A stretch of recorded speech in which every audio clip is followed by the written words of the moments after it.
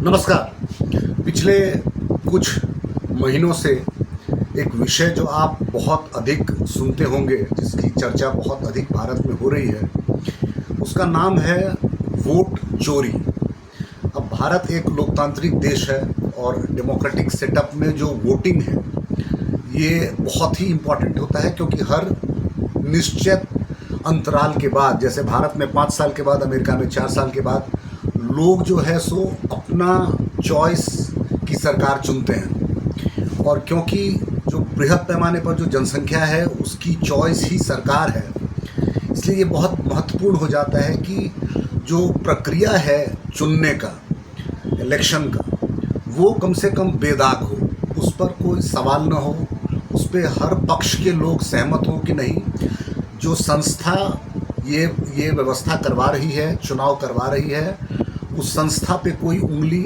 नहीं उठेगी, नहीं उठनी चाहिए, उसकी जो इंटीग्रिटी है वो बरकरार रहे। तो अभी हम फिलहाल देख रहे हैं भारत में पिछले कुछ महीनों से कि चुनाव आयोग जो कि भारत में चुनाव करवाता है उसकी विश्वसनीयता पर बहुत सारे प्रश्न उठ रहे हैं। मैं किसी पक्ष के और विपक्ष की बात नहीं करूँगा, कौन सही कौन गलत की बात नहीं करूँगा, लेकिन इसको ज़रा डिटेल में समझने का प्रयास करते हैं। चुनाव में मतों की चोरी ऐसा नहीं है कि ये कोई नया कॉन्सेप्ट है। हम सुनते होंगे कि पाकिस्तान में इलेक्शन जो होता है वो रिग्ड होता है, जो आर्मी होती है वो अपने हिसाब से बैलेट पे मुहर मार के और लोगों को जितवा देती है। भारत में भी एक ज़माने में जबकि बैलेट में इलेक्शन होता था तो जो बाहुबली उम्मीदवार होते थे, जो दमदार उम्मीदवार होते थे, जिनके पास पैसा होता था, जिनके पास सामर्थ्य होता था, ऐसे उम्मीदवार बूथ लूटते थे। तो आपने और हमने सुना है कि भारत में बूथ लूटने की घटना होती थी, लेकिन वो कॉन्स्टिट्यूएंसी के स्तर पर, बूथ के स्तर पर उम्मीदवारों के द्वारा किया जाता था, जिसको स्थानीय प्रशासन अपने हिसाब से हैंडल करती थी। अभी जो ये प्रश्न उठ रहा है ये उससे थोड़ा सा अलग है।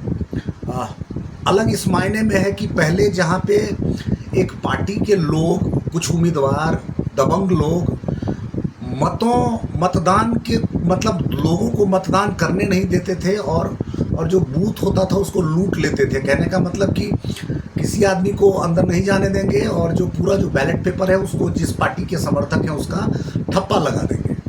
तो ये कार्यक्रम पहले होता था। अभी का जो मामला है वो ये नहीं है। जब से ईवीएम आया, टीएन सेशन हमारे चुनाव आयुक्त बने 90s में, तब से भारत में चुनाव में बहुत सारे सुधार हुए। अब हम बहुत ही कम सुनते हैं कि कोई बूथ लूटा जाता है या कोई जो व्यक्ति है वो कुछ बहुत ज़्यादा दबंगई करके चुनाव जीत सकता है। लेकिन कालांतर में क्योंकि टेक्नोलॉजी बहुत आगे बढ़ी है, इसमें किसी को शक नहीं है, और जो हम चुनाव में जिस प्रक्रिया का हम उपयोग कर रहे हैं वो है मशीन और डेटाबेस, इस दो चीज़ का प्रयोग कर रहे हैं। तो आज के समय में आप सब लोग जानते हैं कि जहाँ डेटा होगा वहाँ डेटा का खेल होगा। कहते हैं कि 21वीं सदी में डेटा इज़ रियल गोल्ड। तो जो डेटा एक है, दूसरा मशीन से इलेक्शन होता है। फिलहाल जो आरोप है चुनाव आयोग पर वो ये है कि वो अपने मन से एक तरफा चुनाव आयोग जो मतदाता सूची है उसमें से नाम हटा देते हैं और कुछ लोगों का नाम जोड़ देते हैं। वो गलत नाम हो सकते हैं, एक व्यक्ति का नाम जो है वो बहुत सारी जगह पर है। कहने का मतलब जो पूरा जो वोटर लिस्ट है उसमें हेराफेरी किया जा रहा है। और आरोप पिछले ज़माने से अलग इसलिए है क्योंकि पहले संस्थागत नहीं था, मतलब चुनाव आयोग पर आरोप नहीं लगते थे कि आपने किसी व्यक्ति को या किसी संगठन को जितवाया है। पहले व्यक्ति पर आरोप लगते थे कि तुमने गैरकानूनी काम करके बूथ लूटा है। फिलहाल जो है वो जो पूरा प्रश्न चिन्ह है वो हमारे चुनाव आयोग पर है, चुनाव की प्रक्रिया पर है। इसीलिए सही हो या गलत इसके डिटेल में नहीं जाते हैं, लेकिन एक लोकतांत्रिक देश में जहाँ पे भरोसा होना चाहिए संवैधानिक संस्थाओं पर, वहाँ प्रश्न का जवाब मिलना चाहिए और सिलसिलेवार तरीके से अगर कोई शंका है, कोई डाउट है, तो उसका प्रत्युत्तर उस संस्था को देना चाहिए।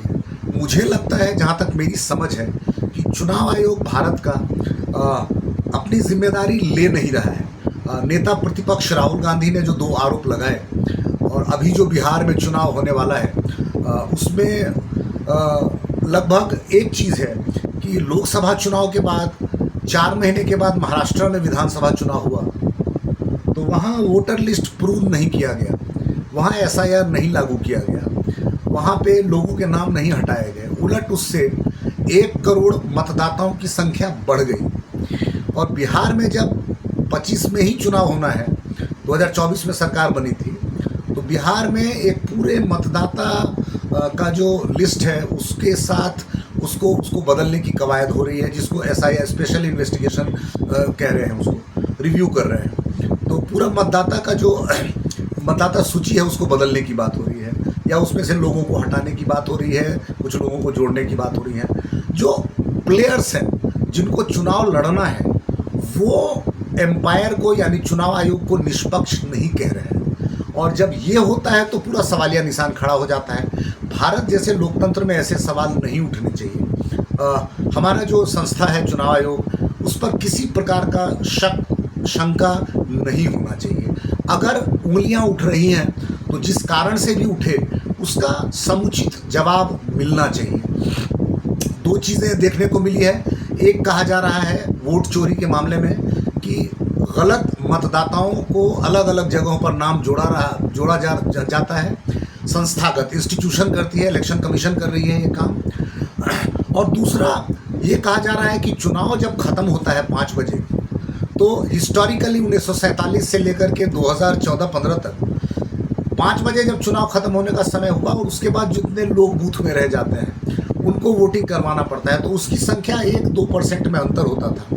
अभी पिछले कुछ सालों से हम देख रहे हैं कि 5 बजे तक चुनाव आयोग का जो परसेंटेज रहता है मतदान का, उसमें 10 से 15% तक उछाल आ जाता है 5 के बाद। यानी 10-15% लोग जो है वो मतदाता केंद्र में कैसे हो सकते हैं, मतदान केंद्र में। तो ये लोगों में ये शक है कि जो इलेक्शन कमीशन है वो इंटरनली गवर्नमेंट की या जो चुनी हुई सरकार है, व्यवस्था है, उसकी मदद कर रही है। ये मैं नहीं कह रहा हूँ, मैं इस पर विश्वास भी नहीं करना चाहता हूँ, लेकिन ये शंका है। और क्योंकि ये शंका है तो इसका क्रमवार तरीके से एकदम सीक्वेंशियली जो संवैधानिक संस्था है चुनाव आयोग, उसको जवाब देना चाहिए, उसको सबको संतुष्ट करना चाहिए। ये जिम्मेदारी जिस पर शंका है उसी की होती है कि वो क्या कहते हैं कि अपने रिस्पॉन्सिबिलिटी को निभाए और जो लोगों के बीच में जो शक है उसको दूर करे। आरोप प्रत्यारोप से धीरे धीरे हम देखेंगे कि हमारे चुनाव आयोग की विश्वसनीयता कम हो रही है। नेता प्रतिपक्ष वोट चोरी के नाम पे पॉलिटिकल रैली निकाल रहे हैं, उसका एक प्रभाव होगा। बहुत सारे लोग चुनाव आयोग को विश्वसनीय नहीं मानेंगे।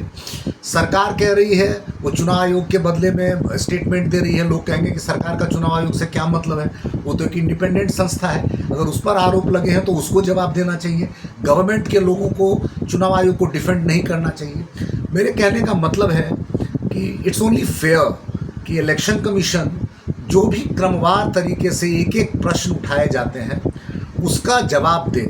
और इलेक्शन कमीशन को ये बात समझना पड़ेगा और समझना चाहिए कि इलेक्शन ये जो पूरा जो इंस्टीट्यूशन है वो इसके स्टेक होल्डर पॉलिटिकल पार्टीज़ हैं, और एक पॉलिटिकल पार्टी को छोड़ के बाकी सभी पॉलिटिकल पार्टी अगर कह रही है कि नहीं आप फेयर नहीं है, इसका मतलब है कि कहीं ना कहीं कुछ ना कुछ तो बात है, कुछ ना कुछ तो गड़बड़ी है जिसको ठीक करने की ज़रूरत है। तो मैं नहीं कह रहा कि जो कहा जा रहा है वोट चोरी वो आरोप सही है, मैं ये भी नहीं कह रहा कि वो आरोप गलत है। मैं चुनाव आयोग को दोषी भी नहीं मान रहा और मैं चुनाव आयोग को बिल्कुल इनोसेंट भी नहीं मान रहा, क्योंकि जहाँ मानव है, जहाँ आदमी है, वहाँ मैनिपुलेशन संभव है। वहाँ पे जहाँ डेटा है, जहाँ इलेक्ट्रॉनिक डिवाइसेस हैं, वहाँ पे चीटिंग पॉसिबिलिटी है, बनती है। तो मतलब वही बात है कि ट्रांसपेरेंसी चाहिए उस संगठन में, उस संवैधानिक संस्था में, कि वो खुल के लोगों की जो शंका है उसको दूर करे। अगर नहीं करेगी, बीच में गड्ढम गड्ढ बात करती रहेगी, तो हम देखेंगे कि ग्रेजुअली लोगों का जो विश्वास है वो चुनाव आयोग से घटेगा, कम होगा। तो मेरा मानना है कि इस मसले पर election commission should come clean.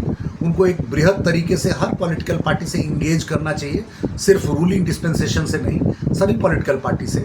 और जो डाउट्स हैं उसको गुड फेथ में, अच्छे इन्वायरमेंट में क्लियर करना चाहिए, क्योंकि डेमोक्रेसी इज़ इम्पॉर्टेंट, हमारे लिए लोकतंत्र महत्वपूर्ण है और भारत में step by step, brick by brick हमारा लोकतंत्र मजबूत हुआ है। तो कोई कारण नहीं है कि आने वाले कुछ समय में हम किसी भी तरीके से इसको कमज़ोर कर दें। उम्मीद है आपको मेरी बात जो है वो कुछ हद तक ठीक लगी होगी। अगर कुछ लगा कि गलत बोला है मैंने तो आप बिल्कुल कमेंट कर सकते हैं। जनमंच एक कार्यक्रम है जो कि करंट अफेयर्स, जो फिलहाल जो मुद्दे चल रहे हैं और जो बहुत हिस्टोरिकल मुद्दे हैं उन पर हम चर्चा करेंगे जो जन सरोकार से संबंधित है। आप सबसे आग्रह है कि कृपया सब्सक्राइब करें और बेल बटन को दबाएं।